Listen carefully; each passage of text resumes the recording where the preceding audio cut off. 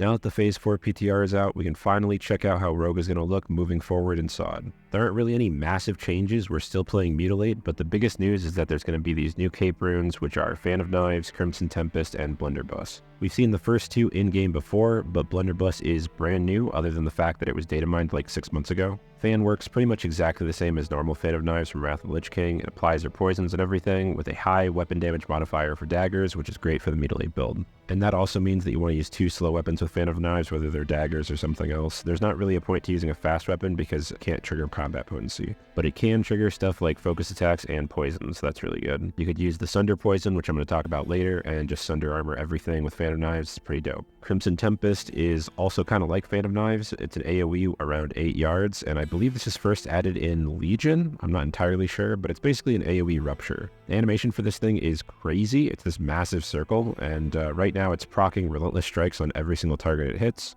So you're getting pretty much full energy back from it as long as you hit a couple of things, but I expect them to fix that and maybe change the animation because it's just a little bit too much.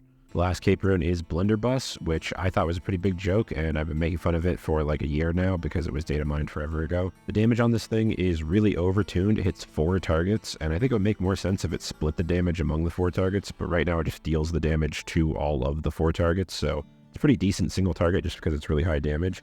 And it scales with your attack power, not any of your weapon damage or your ranged weapon or anything like that. Speaking of AoE, Shuriken Toss is also getting changed to have a cooldown, but it's going to give you combo points for each target it hits. So it's going to be pretty mandatory in AoE situations, but for sure whenever you're using Crimson Tempest, because it'll pretty much just refill your combo points. And I assume that this would work with Seal Fate and give you another combo point if you crit, but no one's been able to test this yet because it isn't currently on the PTR, it's just in the notes that they're going to do this. Also in the notes, they say that they're going to get rid of the global cooldown on Shadow Step, but on the PTR, it is not live yet. We also get some new poisons. We get Occult Poison, Numbing Poison, Atrophic Poison, and Sebaceous Poison. No one is ever actually going to say sebaceous because it's a weird word, and this is just the Sunder armor one. So a good way to remember is the hard to pronounce one that starts with S is the Sunder Poison. Numbing Poison is 20% attack speed slow, just like Thunderclap, and a good way to remember this one is it's mind numbing, but without the mind, so you're just numbing the attacks instead of the mind. Atrophic is the Demo Shout one, and I guess you're just going to have to remember that because I don't know what Atrophic means. And my favorite one by far is Occult. It's basically Deadly Poison, but it stacks 10% increased non-physical damage debuff on the target, and it's going to work with Deadly Brew, so as long as you have Occult learned, you'll use that instead of Deadly Poison. So you'll just naturally put up this 10% increased non-physical damage debuff on the target. And this is just absolutely perfect because this debuff is totally mandatory, like 10% more non-physical damage. That is a requirement. So every single raid is going to want to have at least one rogue. On the PTR, it is working, but it has that bug just like Deadly Poison had in Phase 1, where if somebody else puts up 1 stack of it first, you can't use Envenom because they already have the poison and it's not yours, so technically you don't have the poison on. But hopefully Blizzard fixes this before it goes live because it's really obvious and it's really annoying. Using the Sunder Armor Poison is unquestionably a DPS loss, but it might be the way to go considering we can just apply it pretty much instantly, and we can even apply it AoE with Fan of Knives, which is pretty insane. If you're tanking or you're doing a little bit of PvP whenever you're not going to use Deadly Brew, you can just use 2 of whatever poison you want, but one is most likely going to be Sunder Poison. Then there's also the updated Tier 1 gear. Every class has at least 2 sets. Rogue has 1 for tanking and 1 for DPS, and I'll go over them right now.